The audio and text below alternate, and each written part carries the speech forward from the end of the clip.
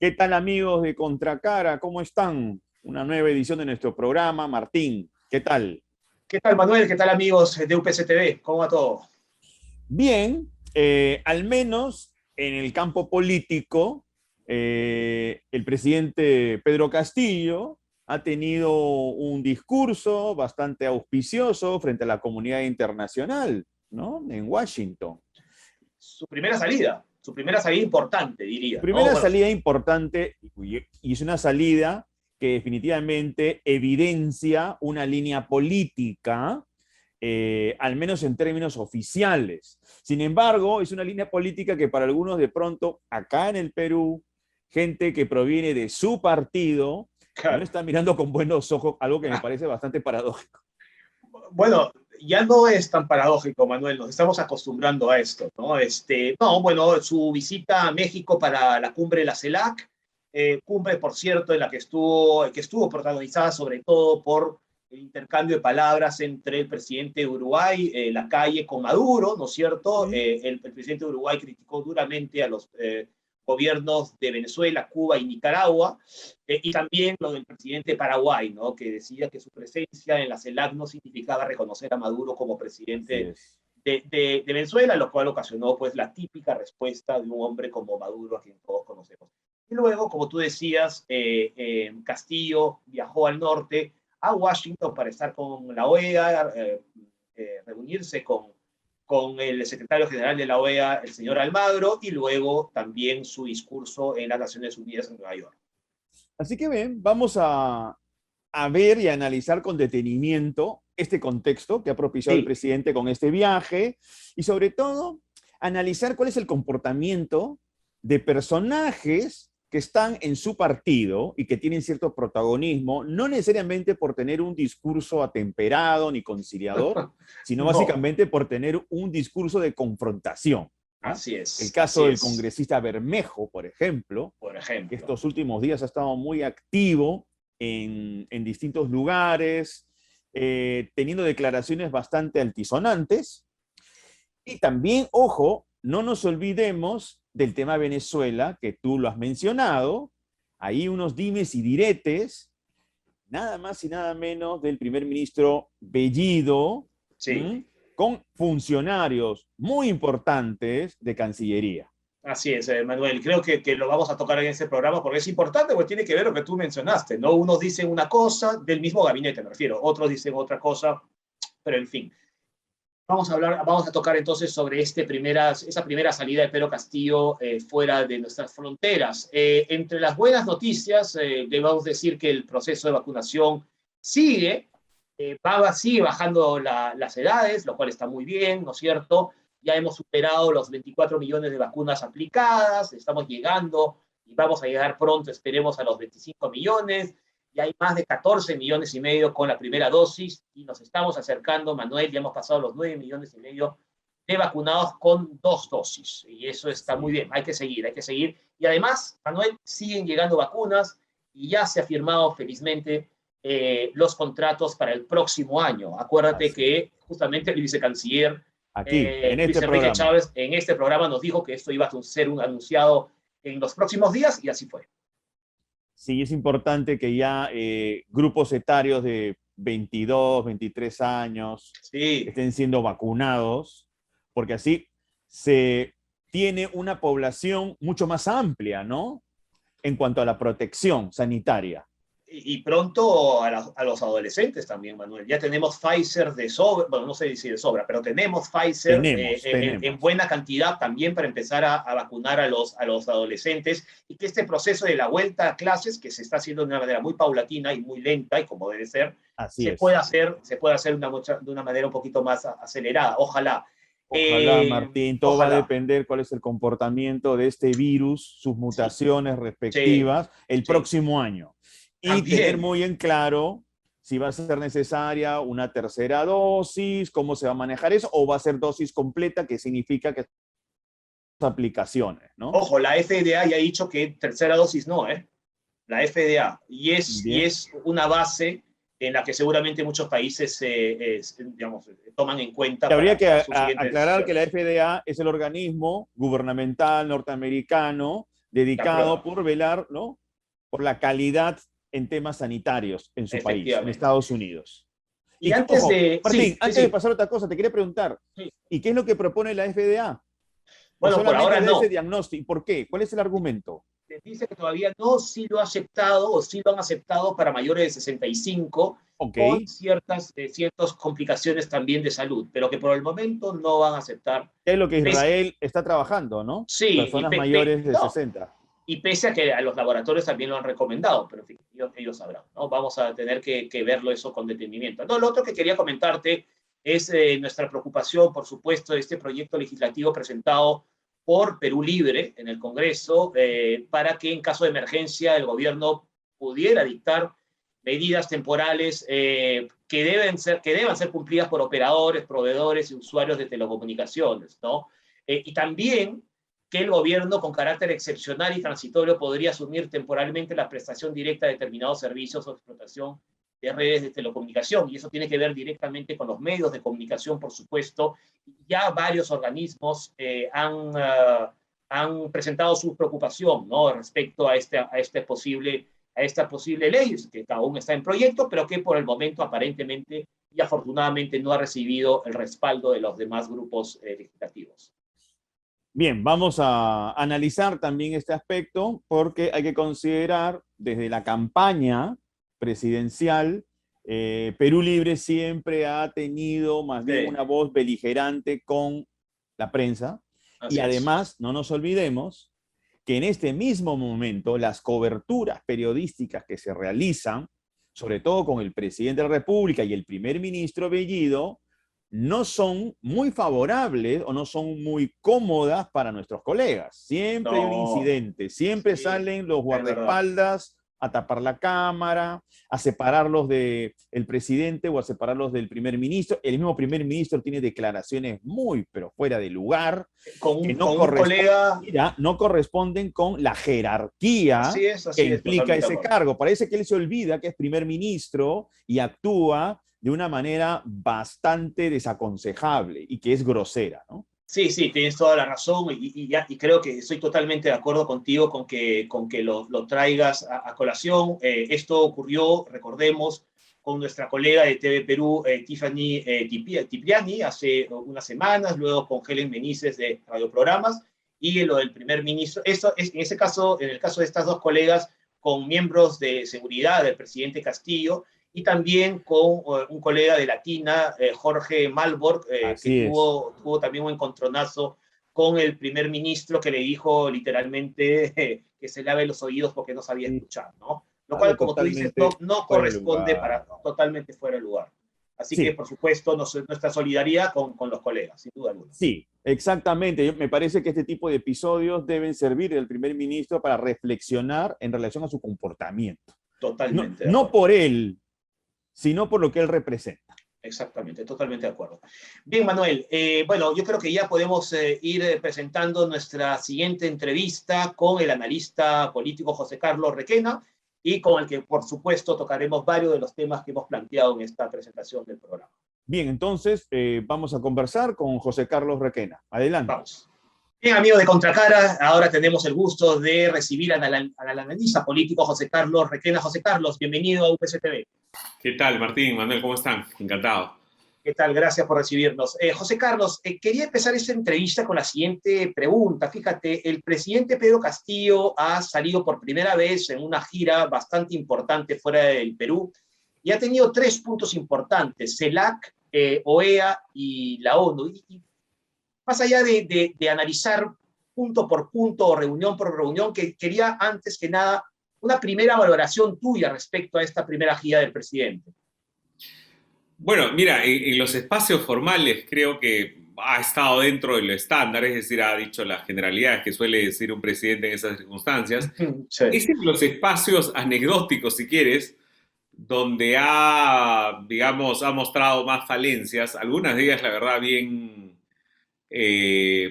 llamativas, vergonzosas en algunos casos, digamos, por lo que representa, ¿no? El presidente de la República personifica a la nación y sin duda uno conocía las limitaciones que él ya había mostrado en la primera vuelta, y que nunca terminó de despejar en segunda vuelta. Lo suyo es más una política identitaria, una política de cercanía con el gran porcentaje de electorado que votó por él.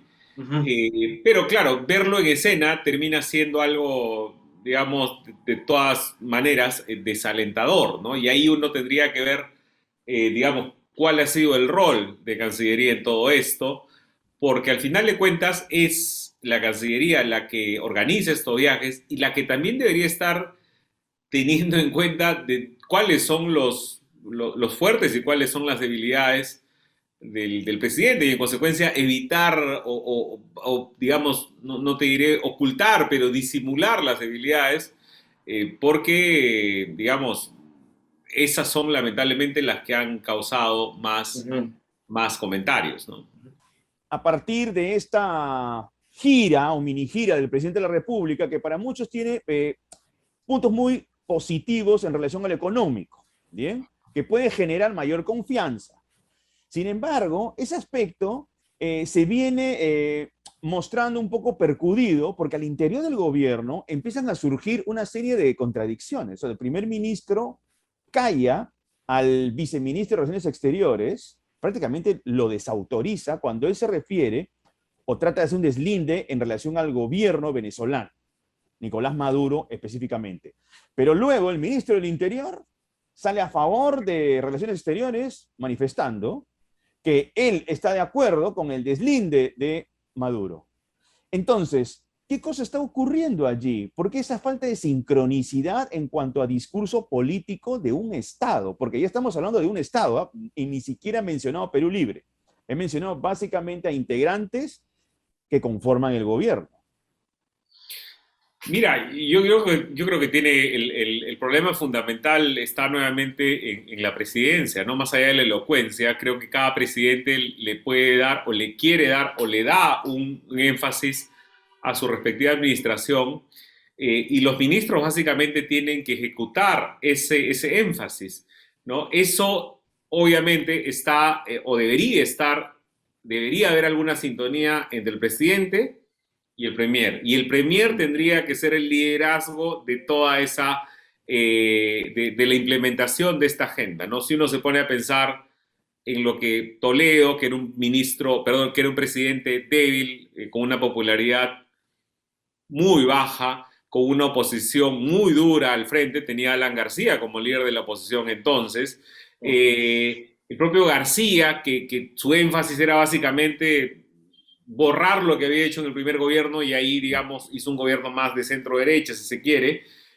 Humala planteó la hoja de ruta y se ciñó a ella, básicamente, y ahí, claro, tuvo que romper un poco con la izquierda, que lo apoyó en una parte de su campaña, y así uno va viendo los énfasis que cada presidente le quiere poner. Mira, el propio Sagasti, que ha sido un presidente breve, de transición y de emergencia, como él mismo se llamaba, en algún momento toma el toro por las astas en el tema de la vacunación y termina por fin dándole un empujón, y ese fue el énfasis que le quiso dar a su gestión, ¿no?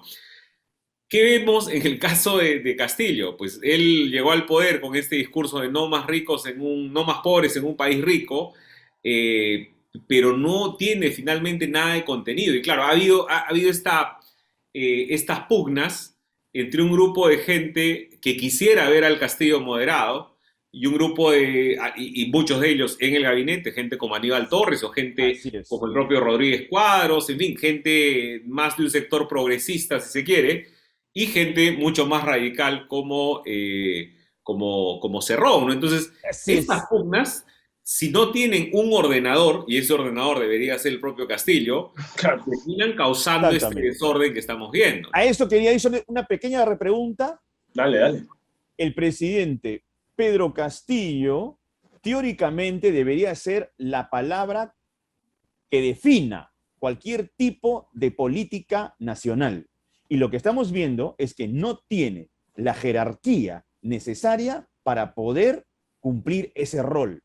Tenemos a un primer ministro como Bellido que dice lo que se le canta y el presidente va por otro lado.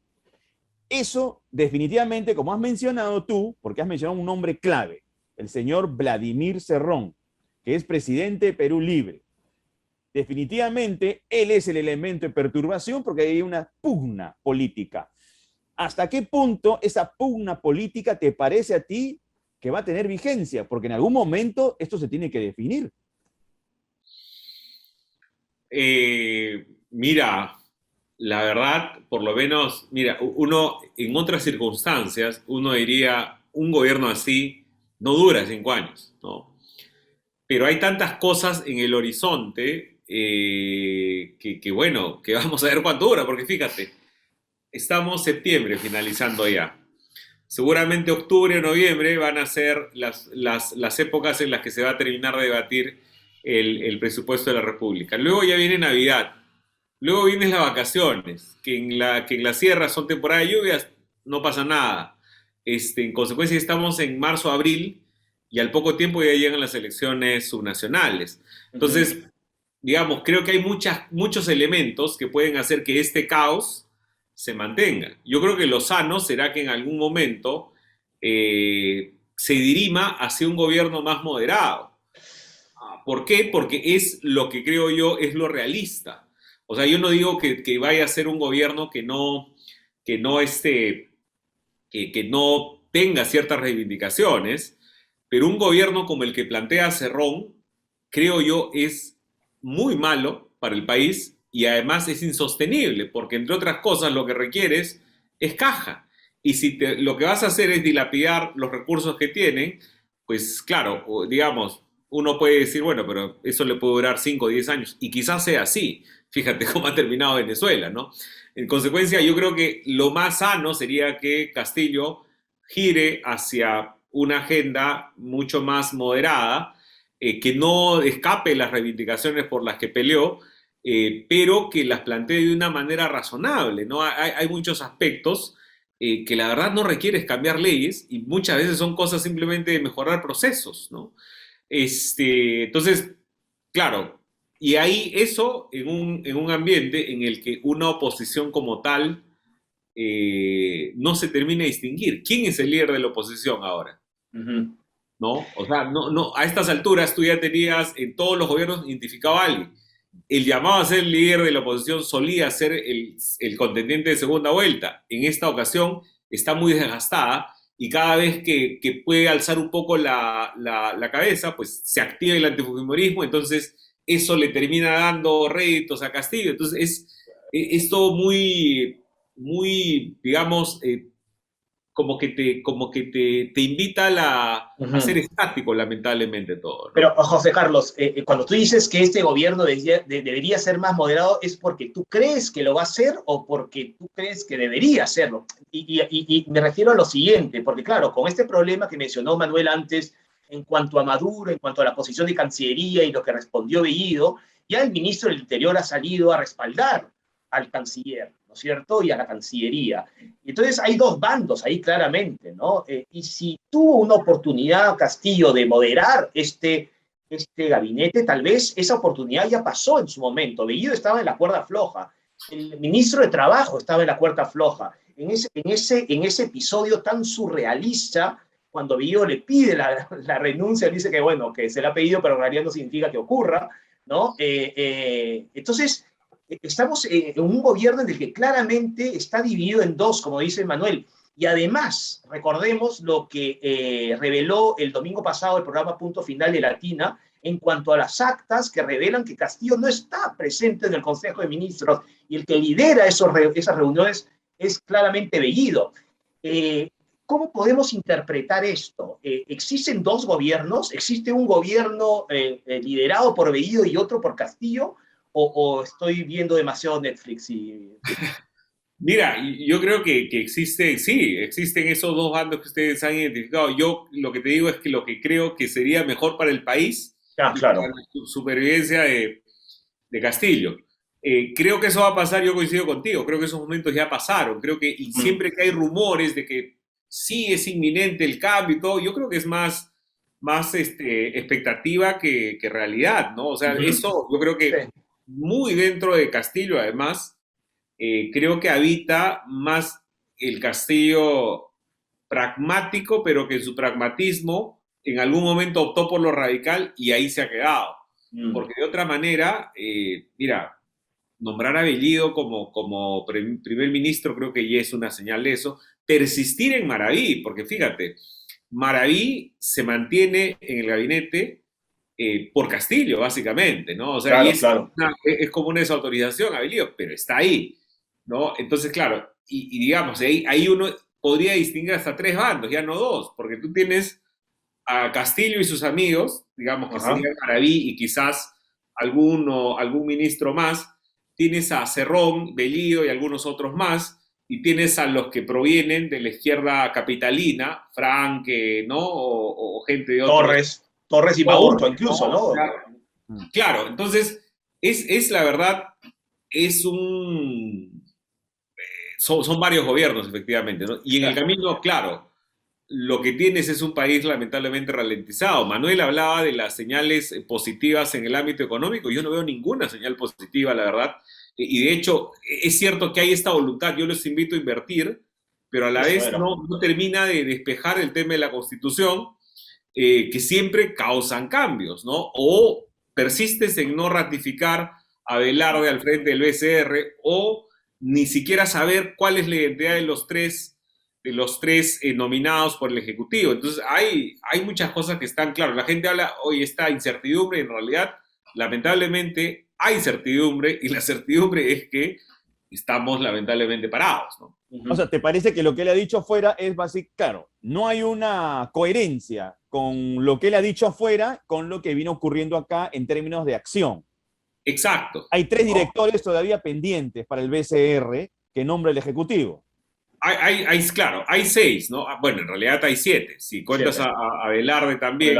Está Velarde, están los 3 que debe nominar el Ejecutivo y están los 3 que debe nominar el Congreso, ¿no? Bien, mira, José Carlos, retornando a Cerrón, porque lo mencionamos, pero no hemos profundizado algo. Hace unas semanas o un par de meses, algunos analistas hablaban que el monstruo tenía 2 cabezas, Cerrón y Castillo.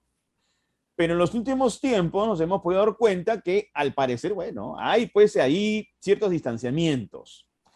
¿Te parece a ti que Cerrón ejerce una enorme presión sobre Castillo en algún ámbito, independientemente que le ha dado un partido político?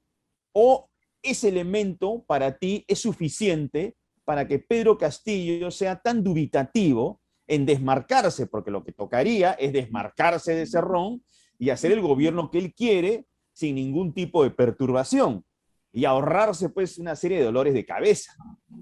¿Cómo lo observas tú?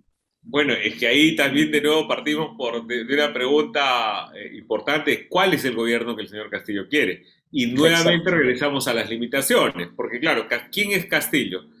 Castillo es un profesor rural que salta a la palestra nacional en una huelga, retando al principal sindicato desde el lado radical, que es digamos, el origen de la relación con Maraví, por ejemplo, y luego no se le ha conocido más. Regresa como candidato, muestra toda, yo les invito a revisar las cosas que dijo en el debate de primera vuelta, y la verdad es más o menos como lo que dijo en CELAC, ¿no? Le preguntan por el PBI y habla de la pandemia, es una cosa bien desordenada, ¿no? Sí. Y entonces, ¿qué tiene él en la cabeza, ¿no? A diferencia de Cerrón, que seguramente, con el que yo discrepo completamente, pero tiene alguna idea. Castillo no creo que la tenga, ¿no? Entonces, claro, ahí hablamos de Cerrón y qué le debe Castillo a Cerrón, digamos. Yo creo que básicamente es más una cuestión de, digamos, es al que conoce más, ¿no? Porque Castillo llega acá, y fíjense, si para alguien como Vizcarra, que llega a la capital y tiene que rodearse de la muralla, de la llamada muralla moqueguana, y mucha gente lo veía con desconfianza y todo, pero al final de cuentas, Vizcarra había sido gobernador regional, había estudiado en toda la carrera universitaria en Lima, había hecho cosas ya, digamos, en su región, había sido candidato 2 veces en su región, la segunda elegido, tenía un padre que había sido constituyente, en fin, hay muchas cosas de las que él puede haber estado nutriéndose. Castillo no. Castillo es básicamente un profesor rural en consecuencia, y de hecho yo no estoy seguro si esta es su primera salida al exterior por vía aérea, porque entendía que Claro. las únicas salidas que había tenido habían sido a Bolivia y habían sido por tierra. Por tierra, sí. Entonces, imagínate todo lo que él debe estar viendo ahí, es algo muy, muy ajeno, muy desconocido y... Ahora, José Carlos, quiero volver a mi primera pregunta, no voy a hacerla de nuevo, evidentemente, pero esta reunión de la CELAC, y lo digo también por lo que mencionó Manuel respecto a Maduro antes, ¿no? Porque en la CELAC lo que hemos visto fue aquella bronca entre el presidente de Uruguay, Maduro, y el presidente también de Paraguay con Maduro. Por cierto, dijo Bellido que Castillo se había reunido en privado con Nicolás Maduro, pese a que no estaba en su agenda oficial, ¿de acuerdo? Detalle. Y en la CELAC lo que hicieron muchos de los países, como los presidentes de los países como Cuba, como Venezuela, etcétera, fue arremeter contra la OEA, ¿no es cierto? Y lo primero que hace luego en la CELAC Castillo es irse a la OEA, ¿no? Reunirse con Almagro, con el que aparentemente ha tenido una excelente sintonía, hacer un discurso, pues, como tú decías antes, pues muy tranquilo, ¿no? Entonces, acá, y claro, ¿cuál es el peso ideológico que tienen nuestros políticos? Porque los partidos políticos que se presentaron en las últimas elecciones también, pues, no están muy definidos, ¿no? Recordemos, la señora Keiko Fujimori ofreciendo bonos de aquí para allá, e incluso Renovación Popular con muchas coincidencias con Perú Libre, ¿no es cierto? Entonces tenemos también un problema ahí estructural de nuestra política, ¿no? Sí, sin duda. Mira, lamentablemente la política no se ha reconstituido en estos 20 años, no se ha reconstituido, te digo, en términos ideológicos, ¿no? O sea, exacto. ¿Cuál es el proyecto ideológico más importante que ha surgido en el siglo XXI? Quizás Perú Libre, ¿no? Porque todo lo demás eran cosas, mira, Perú Libre, Perú Posible ya no existe. APP es difícil distinguir si está a la izquierda, a la derecha, quizás está al centro, Sí. pero digamos, no. Yo alguna vez bromeaba con un diplomático estadounidense que le decía, bueno, el partido se llama Alianza para el Progreso porque es kennediano, ¿no? Claro. Pero bueno, no tiene nada que ver, ¿no? O sea, tú ves dónde está Solidaridad Nacional, dónde está todos los partidos del siglo XXI, no tienen eso, ¿no? Y efectivamente es muy difícil identificarlos, y lamentablemente, y es ahí donde también Carlos Meléndez alguna vez comentaba en alguna columna cómo no éramos conscientes de que no se había reconstruido, después del colapso de fines de los 80, no se había reconstruido algo. Y entonces se venían a hacer reformas básicamente sobre cascarones, ¿no? Y es donde estamos, o sea, tú ves dónde está Somos Perú. O sea, Somos Perú, ¿qué es Somos Perú? ¿No? Entonces, es quizás ahí, claro, en esta última campaña quizás han habido recién algunos atisbos de ideología. Uno puede identificar a Renovación Popular como un partido claramente conservador. Claro. Uno puede pensar que Avanza País, claro, vamos a ver hacia dónde termina yéndose, pero que tenía una agenda liberal, por lo menos los congresistas que ha llevado al Congreso parecen representar eso. Perú Libre es claramente un partido de izquierda, pero es un partido también desordenado, muy centrado en la figura de Cerrón, presentaba en la portada de su plan de gobierno la foto de Cerrón. Entonces sí, estas precariedades se notan ahí donde tú lo mencionas. Más bien, José Carlos, ¿cómo tú observas el comportamiento político de los partidos de oposición en ese momento en el Congreso? Mira, ahí yo creo que un indicador importante es el voto de investidura a Bellido, ¿no? Bellido. Porque, mira, en cualquier otra coyuntura, un gabinete como el, para empezar, No pasaba. no tenía ningún sentido, ¿no? Sin embargo, pasa con un número mucho mayor que el que obtuvo Salvador del Solar. Salvador del Solar creo que tuvo 46, 47 votos. Sí. Este se ha tenido más de 70. ¿No? Y ahí los dos partidos de centro o que, digamos, por su peso estaban llamados a tener una posición, no te diré si quieres de oposición, pero por lo menos de inhibirse, terminan plegándose, ¿no? Me refiero a AP y APP, ¿no? Y ahí tiene mucho que ver ya cosas que, de nuevo, también traslucen estas precariedades, porque la identificación termina siendo más con la región que con el partido, ¿no? Y lo digo por cómo votan, o sea, en términos sociológicos, el congresista de APP o de AP seguramente está más cerca a Perú Libre, y seguramente muchos de ellos en segunda vuelta votaron por Perú Libre o quisieron votar por Perú Libre porque su electorado era básicamente antifujimorista, ¿no? Entonces, hay muchas cosas, ahí creo se trasluce, les decía, esta precariedad, ¿no? Que lo que pesa es más la afiliación regional que la afiliación partidaria, ¿no? Pues bien, José Carlos, queremos agradecerte mucho que estés con nosotros, que hayas estado con nosotros en Contracara. Muchas gracias. Encantado. Gracias. Un abrazo, José Carlos. Gracias. Bueno, gracias. Chau, chau. Martín, José Carlos Requena ha sido bastante claro en identificar todos estos problemas de falta de coherencia discursiva en el gobierno de Pedro Castillo.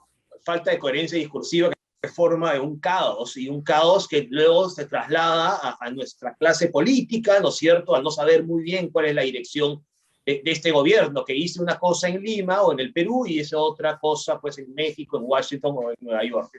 Así es, él hablaba de la inversión, ¿no? Claro. Alentando la inversión en el Perú, pero como bien señaló José Carlos Requena, claro, él está alentando fuera del país el tema de las inversiones ante la comunidad internacional, pero acá en el Perú todavía no ha nombrado a estos 3 directores del BCR, por ejemplo, que es un tema de urgencia. Entre otras cosas. Sí, no, y luego quieren recoger firmas o hacer un proyecto de ley para la constituyente. Luego hacen otro proyecto de ley que aprieta a los medios de comunicación. Entonces, ¿cuál es el discurso? Y no pone orden con su primer ministro. Y además bueno, en fin.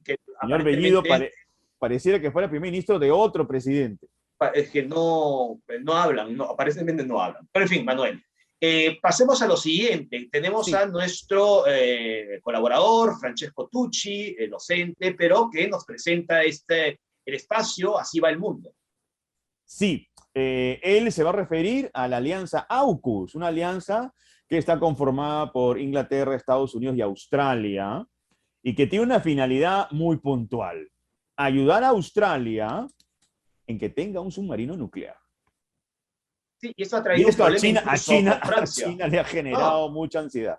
Y Francia también aparentemente no está contenta, ¿no es cierto? Y Francia ha recibido también el apoyo de la Unión Europea respecto a esto. Así que Francesco nos lo va a explicar con mucho más detalles. Así es, nos va a explicar básicamente cuáles son las implicancias geopolíticas y por qué estas alteraciones de China y de Francia por esta nueva alianza que tiene un sustento bélico. Ojo. Así es. Vayamos con Francesco Tucci.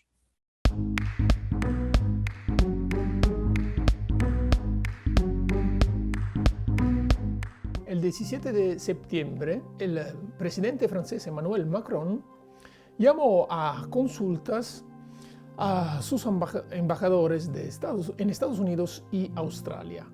¿Por qué el mandatario francés tomó una medida diplomática tan dura con relación a sus aliados? La respuesta tiene que ver con la presentación 2 días antes, el 15 de septiembre, de una alianza estratégica, AUKUS, desde su acrónimo relacionado a Australia, Reino Unido y Estados Unidos. Se trata de una alianza estratégica en el sector defensa, por lo que se sabe, pero que va a tener una serie de consecuencias y repercusiones también en el sector comercial y de transferencia tecnológica. La finalidad de esta alianza estratégica tiene que ver con una estrategia de contención de la República Popular China, de su poderío militar en el Indo-Pacífico.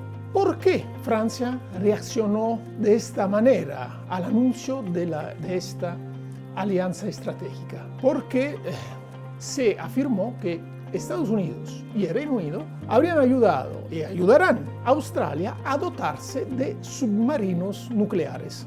Se ha hablado de 8 unidades, con referencia solo a la propulsión, no armamento nuclear. De esta manera, Australia va a ingresar en el club selecto de países que poseen submarinos con propulsión nuclear. Es decir, Estados Unidos, Federación de Rusia, Francia, Reino Unido, India, República Popular de China. ¿Cuál es el problema? El problema tiene que ver con un contrato firmado por Francia y Australia en el año 2016. En base a este contrato, Francia iba a vender a Australia 12 submarinos con propulsión convencional, por un costo que hasta la fecha se ha estimado con alrededor de más de 50.000 millones de euros. ¿Cuál es la diferencia entre submarinos con propulsión nuclear y convencional? ¿Hay una ventaja en poseer este tipo de submarinos nucleares? Claro que sí. ¿Por qué? Porque los submarinos con propulsión nuclear tienen una autonomía ilimitada. Las únicas limitaciones tienen que ver con la resistencia y los insumos, el abastecimiento que necesita la tripulación. En el caso de los submarinos convencionales, hay un problema relacionado a la autonomía y también una debilidad relacionada a la propulsión. ¿Por qué? Se trata de una propulsión híbrida, diésel y eléctrica. La propulsión va a ser diésel cuando se va navegando en la superficie, mientras va a ser eléctrica a través de baterías que necesitan recargarse cuando los submarinos se encuentran en las profundidades del mar. El punto débil está que se necesita recargar las baterías eléctricas en la superficie por un cierto periodo de tiempo. Entonces Australia, disponiendo de submarinos con propulsión nuclear, va a tener una ventaja. Sin embargo, Francia habló efectivamente de una puñalada por la espalda. ¿Por qué? Por dos razones principales. Punto número uno, Australia y Estados Unidos no avisaron al aliado de esta iniciativa estratégica y se rompió el contrato por más de 50.000 millones de euros. Punto número dos, Francia tiene una presencia militar y geopolítica en el Indo-Pacífico. De hecho, se encuentran más de 6.000 soldados franceses, no solo en la costa oriental de África, sino también en Polinesia Francesa y en Nueva Caledonia. Entonces, se ve como una falta de respeto y también de consideración no haber incluido Francia en esta iniciativa, en esta alianza estratégica. China también ha reaccionado a esta iniciativa, afirmando que no es oportuno comenzar una carrera armamentista y generar una guerra fría 2.0, cuando es posible negociar y prácticamente solucionar los problemas de otra manera. Sin embargo, este llamado probablemente caerá en el olvido porque Estados Unidos está elaborando una serie de iniciativas para contener el poderío militar y el ascenso chino, no solo en el escenario del Indo-Pacífico. ¿Irán empeorando mayormente las relaciones entre Francia y Estados Unidos? Personalmente lo dudo, porque se trata de aliados que se encuentran en la OTAN, pero hay que tener en cuenta una serie de discrepancias y tensiones que remontan también a la administración anterior de Estados Unidos, cuando era presidente Donald Trump, y que era muy crítico con relación a la OTAN. Entonces, seguirán relaciones tensas, pero no es probable una ulterior escalada diplomática en las relaciones de dos países aliados. Lo que ocurrió con AUKUS, entonces, nos enseña una vez más que en relaciones internacionales no existen aliados, existen intereses. Así va el mundo. Hasta la próxima. Bien, Manuel, yo creo que Francesco Tucci ha sido bastante claro en presentar lo que está ocurriendo con esta alianza AUKUS entre Australia, Reino Unido y Estados Unidos, las fricciones que va teniendo con Francia y lo que puede implicar esto en el futuro. Sí, bueno, ya hemos hablado varias veces que cuando las potencias entran en cierto tipo de conflicto, el asunto tiene un gran impacto no solamente entre esas partes, sino Así que es. además también tiene repercusiones en otros países. Así es. Todo Así está que, en fin, conectado. Francesco lo ha explicado bien y creo que eso nos da bases para poder entender lo que puede ocurrir en el futuro. Manuel, pero ahora también vamos a pasar a nuestra siguiente entrevista. Nuestra siguiente entrevista es con David Sulmón, politólogo, sociólogo, docente universitario de la Universidad Católica. Con él vamos a conversar acerca, a ver, de este escenario político muy incómodo que ha surgido a partir de estas elecciones de este año, Sí. donde el país está polarizado, donde hay demasiada intensidad por parte de mucha gente, y clarificar un poco también los temas ideológicos.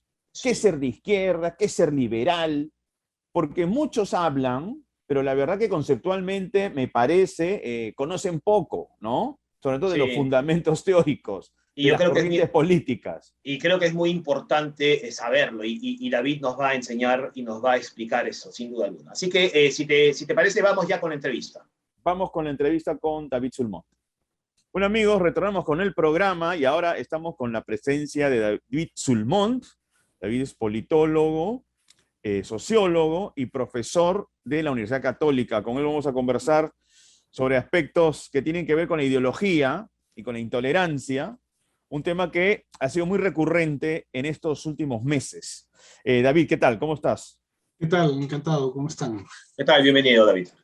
David, en principio queríamos saber ¿qué valoración tenías tú sobre lo que era ideológicamente una persona de izquierda hoy en día y una persona de derecha? Conceptualmente, teóricamente, ¿qué fundamentos deben tener para poder formar parte de alguna de estas corrientes ideológicas, ¿no? O En realidad políticas. eso varía mucho dependiendo del país y sobre todo el sistema de partidos de cada país, es decir, cómo históricamente se han construido la representación política, ¿no? Entonces, históricamente, eso viene básicamente de la experiencia de las democracias europeas. Los partidos de izquierda son partidos que tendían a políticas más de redistribución de la riqueza, que favorecían a sectores sociales, digamos, de la clase obrera, de las clases populares, ¿no? Y que reivindicaban un rol más importante del Estado en la provisión de, sobre todo, el bienestar social y la regulación de la economía. Y las políticas de derecha, por un lado, eran consideradas como políticas más pro-empresariales, que en el campo económico promovían más una desregulación del mercado, el libre mercado. Y en el campo social podía variar, porque en el campo social uno podía encontrar también opciones, digamos, más conservadoras, que reivindicaban valores tradicionales vinculados a la religión cristiana, católica o protestante, dependiendo del país, y, digamos, la familia nuclear tradicional como núcleo de la sociedad, ¿no? En América Latina, digamos, los partidos de izquierda marxista que empezaron por ejemplo, en el caso peruano, desde la época de Mariátegui, y en otros países también más o menos desde los años 20, 30, se fue formando una tradición marxista de izquierda que enfatizaba también en algunos países la idea de un cambio revolucionario. No hay que olvidar que en la mayor parte de los países de América Latina los gobiernos no eran gobiernos democráticos, es decir, no habían elecciones libres, competitivas. Gobiernos militares, ¿no? En muchos casos eran dictaduras o hegemonías de oligarquías, sobre todo terratenientes. Pero a partir de los años 80, con la democratización que se fue generalizando en América Latina, los partidos de izquierda marxista fueron entrando o de izquierda socialista, fueron entrando más a la competencia electoral legal. En el caso peruano es la experiencia de Izquierda Unida, y también con un énfasis similar al tradicional, ¿no? O sea, políticas redistributivas, de mayor intervención del Estado, que favorezcan más hacia digamos, los sectores populares. Y en el caso de América Latina también hubo un discurso, digamos, que podemos decir antiimperialista, ¿no es cierto? Claro, sí. De la influencia de los Estados Unidos en la política y la economía nacional. Y los partidos de derecha se identificaron, sobre todo, bueno, hay que distinguir, ¿no?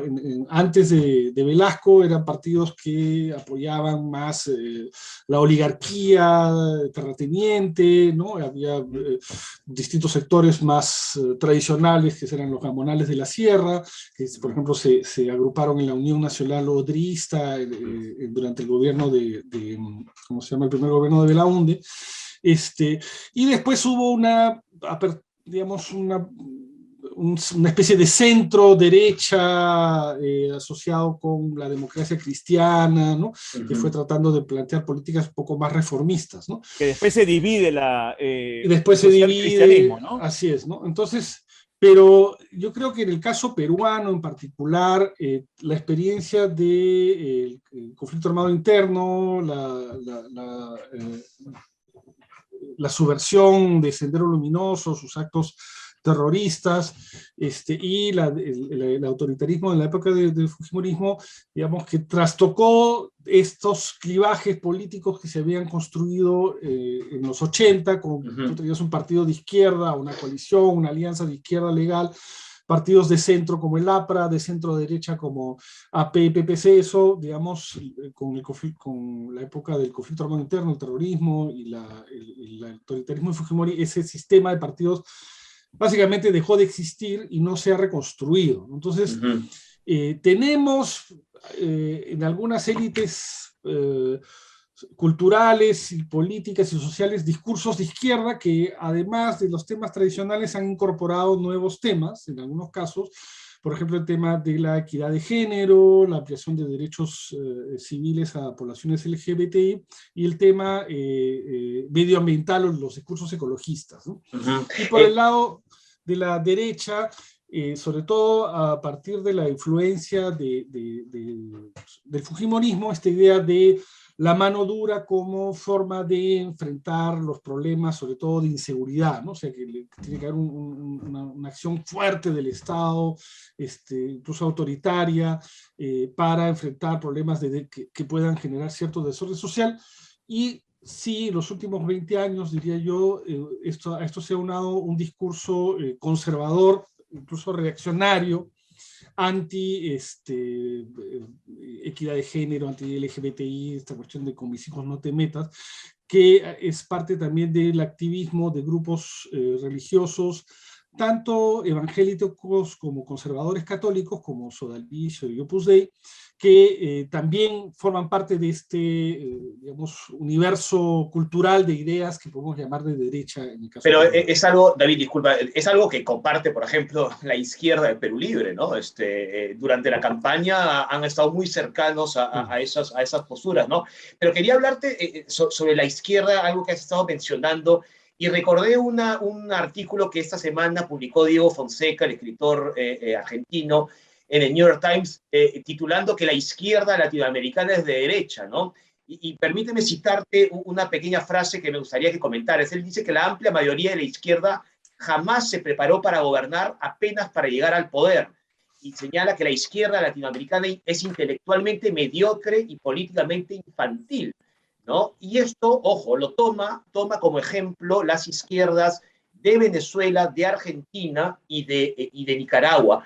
¿Tú crees, uno, si eso es justo con la izquierda, con toda la izquierda, si se puede generalizar, y si es que esto se puede tomar por lo que está ocurriendo con el Perú, en el Perú, mejor dicho? Yo creo que esa es una sobresimplificación, y además es difícil de generalizar, porque lo que tenemos son izquierdas asociadas a las experiencias nacionales. O sea, no existe una federación de izquierdas internacional, así como no existe una federación de derechas tradicional. Hubo en los años 30, 20, la Internacional Comunista, la Internacional Socialista, pero eso, digamos, básicamente no tiene ninguna mayor influencia. Hay otros foros también liberales, el foro de Davos, esas cosas que también impulsan ideas más liberales en la economía, pero lo que podemos decir es que hay varios tipos de derechas y de izquierdas, porque tenemos izquierdas que enfatizan, o sea, digamos que se han quedado todavía con este discurso más de los años 60, 70, antiimperialista, Claro, claro. Que el conflicto central es el conflicto de las clases del capitalismo, ¿no? Entonces hay un tema de la redistribución como eje central, pero otras también dentro de la izquierda sin dejar de reconocer que hay un problema de distribución de la riqueza y de desigualdades. Han adoptado otras banderas o otros temas de luchas sociales, básicamente aquellas que vienen del movimiento feminista y que vienen del movimiento ecologista y últimamente del movimiento por los derechos de la población LGBTI, ¿no? Pero son izquierdas que a veces no dialogan bien y eso lo vemos en este gobierno. Este gobierno ha tratado de hacer una especie de alianza, de componer una izquierda muy tradicional. David, en ese sentido, de lo que estás manifestando, y más o menos leo, Martín, con lo que te quiere decir bien en este caso. Has mencionado este gobierno, has mencionado Perú Libre. El actual presidente del Perú es una persona muy creyente, es una persona a la que se le puede incluso definir como conservadora, pero pertenece teóricamente a un partido de izquierda. La pregunta es, ¿realmente Perú Libre es un partido de izquierda? ¿O es un rejuntado de ideas que quieren mostrarla públicamente como izquierda? Yo creo que hay que distinguir lo que es la coalición gubernamental, que básicamente me parece está compuesta por tres ¿vertientes? Actores, ¿no? Uno es Perú Libre, que ha sido el vehículo electoral, ¿no? Que tiene un control importante en la bancada y parte de algunos ministerios. Otro es la alianza con otros sectores de izquierda, básicamente Juntos por el Perú, que es una izquierda que va un poco más allá de las banderas tradicionales y adopta causas progresistas en términos sociales, como el tema de la igualdad de género. Y es más capitalina también, ¿ah? Es una izquierda más cosmopolita, no necesariamente capitalina. Recordemos que Verónica Mendoza es de Cusco, ¿no? Entonces, no, o sea... Pero me refiero en cuanto al establishment, a la representación. Sí, uno puede decir, claro, es más cosmopolita, tiene más vínculos con la academia, por ejemplo, ¿no? Digamos, mientras hay otra izquierda que tiene más vínculos, claro, por ejemplo, con movimientos regionales, ¿no? Movimientos sociales regionales. Verónica Abra nació en Cusco, pero estudió en Francia. Claro, sí. Bueno, Cerrón estudió en Cuba, ¿no? Entonces, pero estudió ¿cómo se llama? Neurocirugía. O sea, no creo que acepten a cualquiera en una facultad de neurocirugía, ¿no?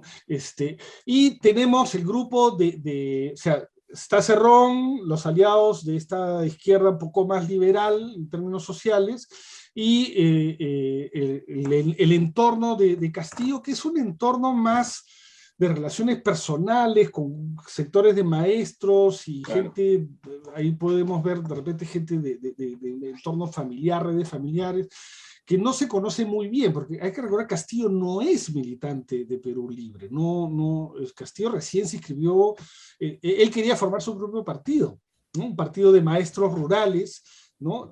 Del norte, además él es del norte, de Cajamarca, Perú Libre es del centro, no hay mucha conexión entre movimientos y partidos regionales, ¿no? Entonces, digamos, ha sido el vehículo electoral, y ahí se sacó la tinca Cerrón, fue Perú Libre. Entonces, esta coalición gubernamental todavía no se sabe por dónde va a patear, ¿no? Entonces, a veces parece que Cerrón tiene más voz, en el campo económico es Franque y la gente de una izquierda más moderada, que pone paños fríos en el tema de la economía, y ha sido, por ejemplo, los discursos de Castillo en la OEA, ha dicho, bueno, vengan a invertir, vamos a respetar la seguridad jurídica, etcétera, ¿no? Pero también afirmando su identidad más social de los pueblos indígenas, de los problemas de la desigualdad, de la pobreza, etcétera. Y la otra cosa que es interesante en el caso de Castillo es que, como ustedes han dicho, si bien él tiene una formación personal católica y su esposa es evangélica, que puede ser más conservadora en términos de valores, que es muy común en zonas rurales, ¿ah? O sea, estamos hablando, ¿no? O sea, gran parte de la población peruana tiene ese tipo de valores más o menos que uno podría ser conservador, no necesariamente reaccionarios, ¿no? Pueden ser conservadores, pero no necesariamente reaccionarios. Uno puede ver que incorpora pues algunas pinceladas de discurso de género, entonces hay una cierta apertura a eso. ¿Qué tanto eso se va a traducir en políticas de Estado? Bueno, hay que ver qué va a ser el Ministerio de la Mujer, el tema de la violencia contra la mujer, el tema de la igualdad de género, eso ya veremos, ¿no? Lo que pasa es que el gobierno todavía no se asienta, entonces no sabemos bien por dónde va a patear, porque a veces... Tiene que solucionar sus propios problemas, además, que ellos mismos generan, ¿no? Sus tensiones internas, entonces, porque es una alianza que no cuaja. Y volviendo a la pregunta anterior sobre esta izquierda que no se ha preparado para gobernar, yo creo que eso es, decía que era un reduccionismo, porque también podemos tener contraejemplos, como el caso de Brasil, ¿no? Lula da Silva, bueno, uno puede decir tuvo problemas de corrupción, que fue absuelto, en fin, ya eso es otra cosa, pero durante el gobierno de Lula, la economía brasilera creció de una manera impresionante. Bueno, Chile, ¿no? Chile también, ¿no? Michelle Bachelet, la participación del Partido Socialista, partidos de centro, derecha, izquierda, en una coalición de centro. Tenemos el caso de Uruguay, también, ¿no? Que son alternos, además. Que son alternos. Entonces uno puede decir, bueno, tienes 3 gobiernos de izquierda más o menos un poco más eficientes o que no han mandado su país al despeñadero, o en todo caso no han reducido las libertades políticas, o sea, no ha implicado un retroceso en términos de libertades democráticas. Tienes el caso efectivamente de Venezuela, de Nicaragua, que van hacia un tema autoritario. Tienes casos intermedios como el caso mismo de Bolivia, ¿no? O sea, Evo Morales no fue un dictador, ¿no? Él fue, claro, cambió las reglas electorales para reelegirse, pero realmente tuvo un fuerte respaldo popular y no hizo un desastre en términos económicos. Él instrumentalizó, él instrumentalizó la legalidad constitucional para reelegirse, algo muy Ahora, eso no es una característica solo de la izquierda, ¿no? No. Eso es característica Menem lo hizo o sea, eso no es, digamos, querer se intentó en Colombia también, ¿no? También. Claro, se intentó, o sea, querer aferrarse al poder no es un atributo de nadie, izquierda o derecha, ¿no? Exacto. Lo que yo quería también indicarte era que habría que saber identificar cuándo un gobierno se está dirigiendo a nivel ideológico, programático, y cuándo un gobierno más bien se desnaturaliza y cae en la tentación, ya sea del clientelismo, el populismo, la autocracia, como ha ocurrido con gobiernos denominados como de derecha o de izquierda, ¿no? El caso, pues tú has mencionado, el caso de izquierda, Nicaragua. Lo de Daniel Ortega es sumamente penoso en la medida que su país está sufriendo una autocracia terrible. Se van a afrontar elecciones a fin de año, pero ¿con cuántos candidatos? Ha metido a todos presos. Sí. ¿Dónde está esa gran referencia de la izquierda progresista en Ortega? O sea, Ortega ya no representaría ese tipo de izquierda. No, es que yo creo que, o sea, que sea de izquierda o derecha no necesariamente implica que uno va a ser más o menos democrático. O sea, hemos tenido presidentes o partidos o movimientos de izquierda o derecha muy democráticos, muy abiertos, respetuosos de las normas, o sea, en Chile, en Uruguay, ¿cómo se llama? En Brasil. Uno podría decir incluso en Argentina, o sea, más allá del tema del manejo económico, en temas de libertades políticas y civiles, Argentina no es una sociedad autoritaria, digamos, ¿no? Entonces, yo creo que hay que diferenciar proyectos autoritarios, que pueden ser de derecha o izquierda, ¿no? Digamos, proyectos democráticos que pueden ser de derecha o izquierda. Entonces, una forma es cómo se gobierna en términos de equilibrio de poderes, respeto de libertades políticas y civiles, y otra cosa es el programa de gobierno en términos de orientación de políticas económicas, orientación de políticas sociales, de políticas en materia de derechos civiles y ciudadanos, ¿no? Entonces, yo creo que ahí, digamos, el tema de si hay derechos de izquierdas autoritarias tiene mucho que ver también con cómo funcionan los otros actores y qué tan capaz es la sociedad y los otros actores de la sociedad y de la sociedad política también, de contener y controlar las tentaciones de querer aferrarse al poder, porque todo político, digamos, si al político no le gusta el poder, no sé qué hace en la política, ¿no es cierto? Pero Claro. un político democrático está también constreñido por las instituciones, o sea, uno, digamos, para que o sea, uno no debería confiar en si el político es buena gente o mala gente para confiar en que va a ser democrático, sino que las instituciones, los otros actores, van a generar las condiciones para que quiera o no el presidente o el partido tenga que comportarse democráticamente. O sea, lo que constriñe son las instituciones. Y en el caso peruano uno puede ver que más allá de que Castillo quiera o no quiera, no sabemos, aparentemente no quiere, en todo caso eso, tener un proyecto de acumulación del poder, no puede. O sea, no tiene, o sea, ¿con qué? La pregunta es ¿con qué? O sea, no tiene partido. Sí. Perú Libre es un partido chiquitito, no tiene mayoría en el gobierno, tiene la mayoría está en la oposición, no controla las Fuerzas Armadas, no controla el Poder Judicial. Entonces, digamos, es un presidente que, al igual que los otros presidentes que hemos tenido, Vizcarra, Kuczynski, Humala, Toledo, han estado constreñidos por el sistema político que tenemos, que con todas las deficiencias y problemas que tienen un montón, digamos, uno puede decir, no hay un actor lo suficientemente poderoso como para imponer un proyecto por sí solo, no hay. Entonces, digamos, nos beneficia que tengamos más o menos pitufos en la política, digamos, es uno de los beneficios que genera también muchos problemas. Quería preguntarte, David, acerca de ciertos términos que escuchamos en la calle, en fin. Utilizar términos como fascista, o hablar de la derecha bruta y achorada, o hablar de caviares, o cojudignos respecto a los que votaron por Pedro Castillo, los que no votaron. ¿Crees tú que esto demuestra nuestro drama político, digamos, por la fragilidad de nuestros argumentos justamente en materia política? Es decir, nos insultamos los unos a los otros simplemente por haber votado por tal o cual candidato. Eso demuestra nuestra pobre cultura política y nuestro el pobre sector político que tenemos en nuestro país.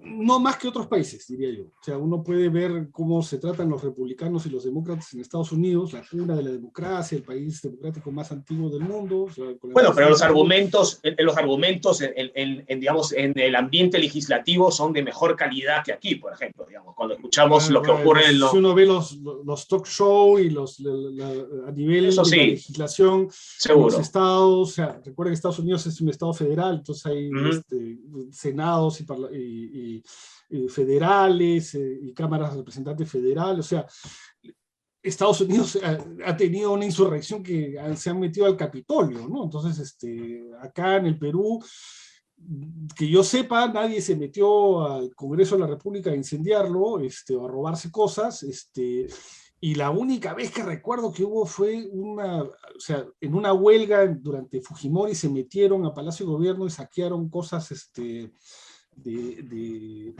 las húsaras de Junín, ¿no? Pero fueron sacados rápidamente, eso fue en la época de Fujimori. O sea, no hemos llegado a ese nivel de polarización en la ciudadanía, me parece. Creo que eso es positivo, porque yo creo que sí, hay que distinguir, o sea, los discursos políticos de los políticos y los actores mediáticos de las ideologías o los discursos políticos de la población en general. En general, en el caso peruano, la población peruana no es muy ideologizada, o sea, no tiene identidades políticas así que son parte que definen su personalidad. En Estados Unidos hay un 20% de la población que se define como demócrata, otro 20% que se define como republicano. Y es que no hay de dónde agarrarse tampoco, ¿no? Claro. Entonces, acá no hay eso. ¿no? Entonces acá no tenemos esas identidades políticas arraigadas. Entonces eso hace que a nivel social, lo que algunos llaman la polarización afectiva, ¿no? Es decir, que tú no te puedes ni ver con alguien que piensa políticamente distinto que tú y que jamás te juntarías con ellos, no es tan fuerte. Hay círculos donde sí eso es fuerte, ¿no? Que son los más militantes, pero todavía me parece que estos grupos militantes que tienen discursos extremistas mucho más radicales y que hemos visto en el caso de discursos de extrema derecha que han surgido estos... La resistencia, ¿te refieres a eso? Claro. Estos que la Cruz de Borgoña, ¿no? Que se inventan una fantasía neocolonial, que es un menjunje también de ideas poco claras, pero que los une un fuerte, digamos, discurso anti élites culturales, anti-intelectuales, anti-género, anti-LGBTI y anti todo lo que podría considerarse como izquierda muy fuerte, ¿no? Pero eso todavía es una minoría que electoralmente, digamos, no ha sido, para empezar, ha sido derrotada. O sea, con toda esa movilización Fujimori no ha ganado. No todo el electorado fujimorista es un electorado radical, más bien es una minoría. Recordemos que Fujimori tuvo apenas 11% de los votos en la primera vuelta y López Aliaga tuvo 9%, entonces, y no todo el electorado que vota por esos partidos es un electorado radicalizado ideológicamente, ¿no? Lo que pasa es que los radicales, como gritan más, o sea, mediáticamente son más visibles, ¿no? Entonces, su discurso puede chocar, porque además es parte de la estrategia política de los grupos radicales, ¿no? Ser disruptivos, confrontacionales, ¿no? ¿Hasta qué punto eso puede crecer o no? Eso hay que verlo. Yo creo que en una sociedad poco politizada, con partidos políticos muy débiles, eso no tendría que ser un problema tan grande en términos de amenazas, por ejemplo, autoritarias, fuertes, ¿no? Pero sí puede, pero no sabemos. O sea, también, nuevamente, en un sistema donde todos son muy débiles, algunos, los que tienen mayor capacidad de movilización, pueden tener más éxito, ¿no? Y ahí lo que sí hay que tener cuidado es ver en términos que todo lo que sea expresiones de políticas se vaya en el marco de la libertad de expresión, pero también en el marco de la ley. Entonces, cosas de acoso, de amenaza, ahí sí habría que ver si el Estado, la policía, el Ministerio Público tiene las herramientas para enfrentar eso. O sea, las hemos desarrollado para enfrentar el tema de la amenaza terrorista de Sendero Luminoso o de la apología al terrorismo, ¿no? Para cosas como Movadef.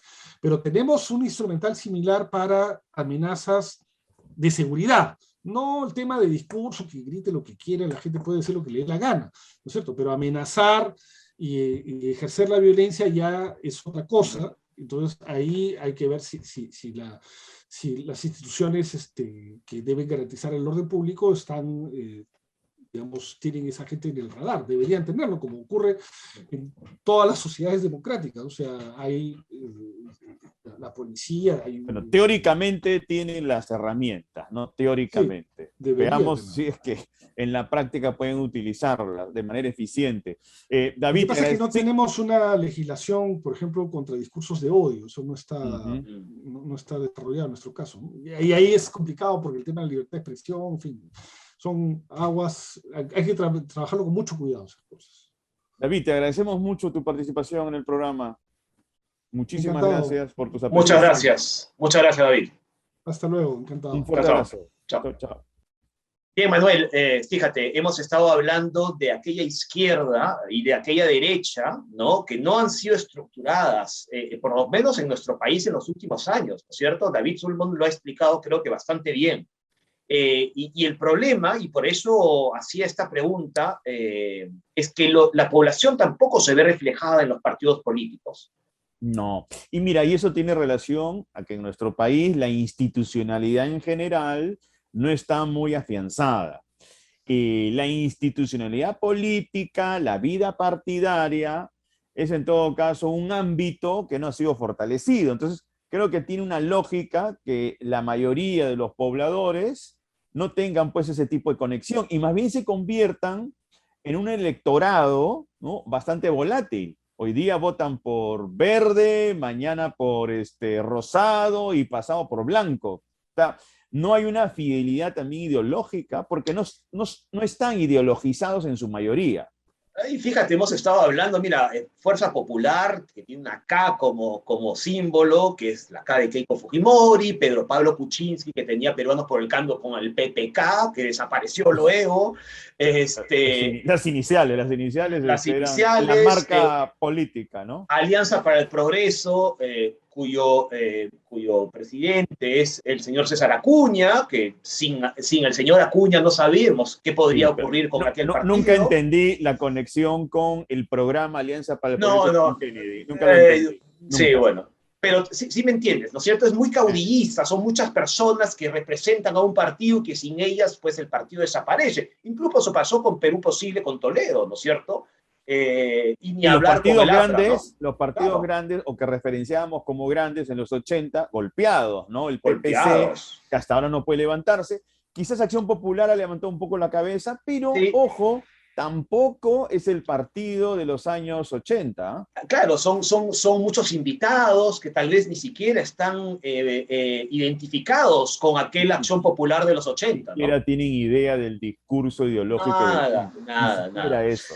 Pero en fin, ¿no? Y bueno, ahora yo sí creo que ha habido situaciones de mucha tensión en este proceso electoral, ¿no? Y yo sí creo que ha habido distanciamiento entre amigos y familiares por estas razones. Espero que sea, por supuesto, muy temporal, ¿no? Pero en fin. Sí, no nos conviene vivir en un constante contexto de tensión, ¿no?, de colisiones, porque lo que se necesita es afianzar la tranquilidad. A partir de allí nos volvemos un país más fiable. Ya discutimos, creo, en el programa pasado el tema de Moody's, ¿no? Esta calificadora, que lo que ha dicho en resumidas cuentas, por el comportamiento político inestable que viene mostrando, pues no gozan de ser un país fiable, ¿no? Bueno, lo que pasa es que, digamos, la clase política tampoco ayuda mucho a que tengamos, digamos, un momento mucho más tranquilo, un momento político mucho más tranquilo. Tampoco ayudan, ¿no? Ni los unos ni los otros me huelen, sí, ¿no? Pero, en fin. Claro, si tienes un gobierno, el presidente dice A y el primer ministro dice Z. Sí, y el secretario general del partido, el señor Cerrón, que es el dueño del partido, dice otra cosa también, ¿no? Pero en fin. Es curioso, ¿no? Pero Martín, es curioso, sí, porque el señor Cerrón no tiene cargo público. No, pero pareciera, ¿no? Manuel, antes de terminar este programa que es muy cargado de temas políticos, porque creíamos, que era importante hacerlo, ¿no? Esta gira por México y Estados Unidos del presidente Castillo, lo que está ocurriendo, por supuesto, a nivel doméstico, ¿no? Pero quería apartarme del lado político, si me permites, un momento, y quería hablarte sobre la erupción de este volcán en las Islas Canarias, en el volcán Cumbre Vieja, ¿no? Más allá, por supuesto, de la tragedia que representa para miles de personas perder sus casas, tengo que decir que las imágenes han sido realmente espectaculares. Hay un canal en YouTube que está transmitiendo las 24 horas lo que está ocurriendo con este volcán, con unas imágenes realmente impresionantes de lo que es la naturaleza cuando ocurren ese tipo de cosas, ¿no?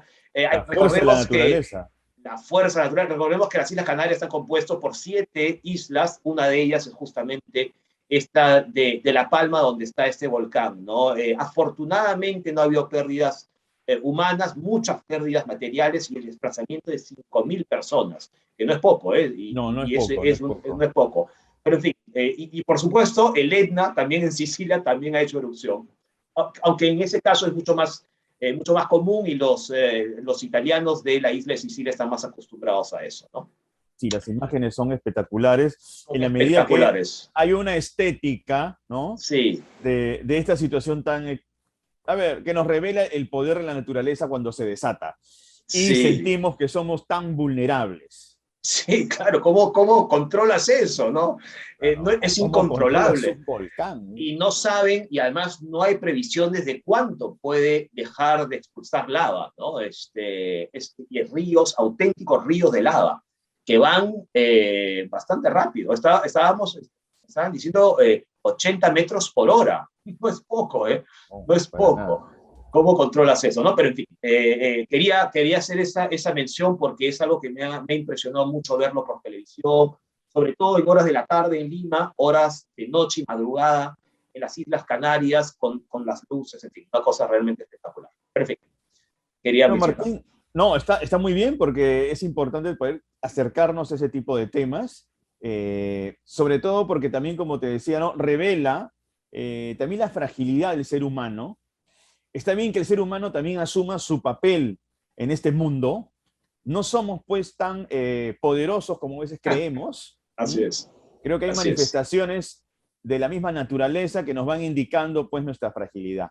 Sí. Martín, antes de terminar, ya se vienen los nuevos partidos, ¿ah? De las clasificatorias, ¿ya? Esta llave de 3 encuentros. Sí. Si no que me equivoco, tenemos partido con Chile, ¿no? El primero Sí, acá en Lima. y hay que ganarlo. Eso hay que ganarlo, sí o sí. Sí, sí o sí. Bueno, vamos a tener la confianza de que podamos tener un buen encuentro Ojalá. con ellos. Y querías hablar también, me parece, de uno de los miembros de la selección de Luis Advíncula, que ha sufrido insultos racistas en Argentina. Mira, deplorable. Hay Deplorable. un videíto que estaba circulando donde se puede escuchar un comentario racista, discriminador, pero que lo hace un niño, que es el sobrino del lateral izquierdo Marco Rojo. ¿Ya? Fíjate.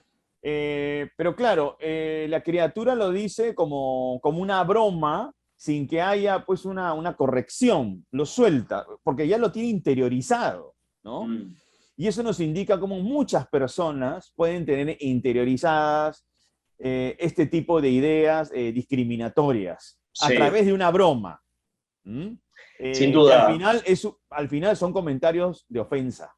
Totalmente. Y por supuesto, de aquí tenemos que rechazarlo de plano y por supuesto, expresar nuestra solidaridad con Luis Advíncula, que seguramente es algo que duele, pues no molesta. Y por supuesto, estamos todos con él, nuestro lateral. Además, casi le desaparece en el rostro, ¿ah? Hace poco. Sí. ¿No? Le pusieron los toperoles en la cara en una acción que ya terminaba, pero el jugador rival, no sé por qué motivos, ya cuando ya era innecesario, porque ya la pelota ya no estaba en juego, lo agrede. Entonces, este tipo de cosas también tienen que ver con el salvajismo, ¿no? Así es. Así que, bueno, había que decirlo. Era importante decirlo. Decirlo. Pues bien, Manuel, con esto ya vamos terminando la edición de hoy de Contracara y, bueno, volvemos la próxima semana. Volvemos la próxima semana. Un abrazo a todos. A seguir vacunándose. Chau, chau. Chao, chao.